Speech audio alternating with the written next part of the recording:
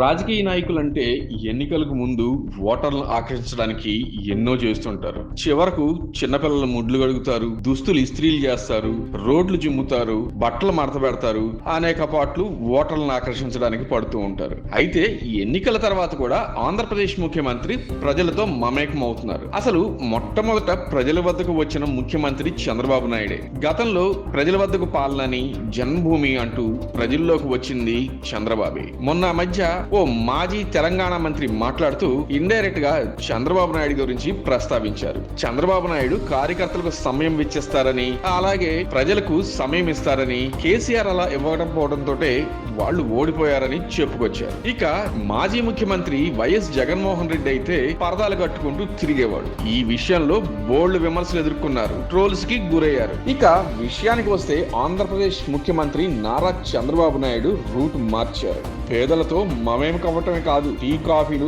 చివరకు భోజనం కూడా వాళ్లతో కలిసి వాళ్ళ ఇంట్లో చేస్తున్నారు. సాధారణంగా ముఖ్యమంత్రి స్థాయి వ్యక్తి తమ ఇంట్లో ఇవన్నీ చేయడంతో ఆశ్చర్యపోతున్నారు సామాన్య జనాలు. ముఖ్యమంత్రి చంద్రబాబులో ఎంతో మార్పు వచ్చిందంటూ చర్చించుకోవడం ఆంధ్రప్రదేశ్ వాసుల వంతైంది. తాజాగా నెల్లూరు జిల్లా కావలి నియోజకవర్గంలో మత్స్యకారుడి కుటుంబంతో కలిసి చేపలతోటి భోజనం చేశారు. ముఖ్యమంత్రి చంద్రబాబు ఏ ప్రాంతానికి వెళ్ళినా కూడా జట్ల సెక్యూరిటీ ఉంటుంది. ముఖ్యమంత్రి వద్దకు వెళ్లాలంటే సెక్యూరిటీని దాటి వెళ్లాల్సిందే. ఒకప్పుడు తమ సమస్యలను ముఖ్యమంత్రికి చెప్పుకోవాలని భావించే ప్రజలు తాము ప్రజాసేవకు చెప్పే ప్రయత్నం చేశారు. ఈసారి సెక్యూరిటీ అంతా కూడా పక్కకు పెట్టేశారు. వెళ్లిన ప్రతి నియోజకవర్గంలో అక్కడి ప్రజలతో మమేకమవుతున్నారు ముఖ్యమంత్రి చంద్రబాబు నాయుడు. తాను మీలాంటి మనిషినేనని, మీ సమస్యలు మాకు చెప్పండి, మేము తీరుస్తామని వారు భరోసా ఇస్తున్నారు. పింఛన్ల సందర్భంగా రాష్ట్రంలో వివిధ ప్రాంతాల్లో పేదల ఇళ్లకు వెళ్తున్నారు. అక్కడే టీ కాఫీలు తీసుకుంటున్నారు. అయితే మంగళవారం నాడు నెల్లూరు జిల్లా కావలి నియోజకవర్గంలో ముఖ్యమంత్రి చంద్రబాబు నాయుడు పర్యటించారు. తుమ్మలపెంట గ్రామంలో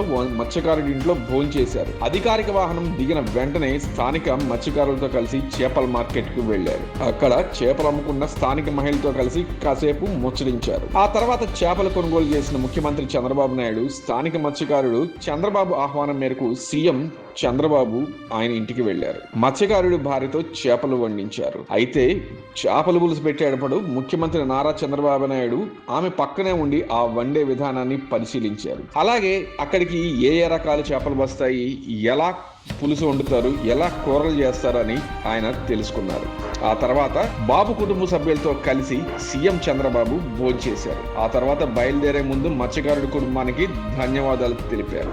దీంతో సాక్షాత్తు ముఖ్యమంత్రి మత్స్యకారుడి కుటుంబం దగ్గరికి రావడంతో వాళ్ళ ఆనందానికి అవధులు లేవు. ముఖ్యమంత్రి ఏంటి, మా ఇంటికి రావటం ఏంటి, మా ఇంట్లో భోజనం చేయటం ఏంటి అని వాళ్ళు ఆశ్చర్య శక్తులు అవుతున్నారు. ఏదేమైనా గానీ ఇలాంటి విషయాలు చేయడంలో చంద్రబాబు నాయుడిని కొట్టిన వాళ్ళు లేరనే చెప్పాలి. అంతే కదా, జనాల్లోకి వెళ్తేనే కదా సమస్యలు ఏంటో తెలిసేది.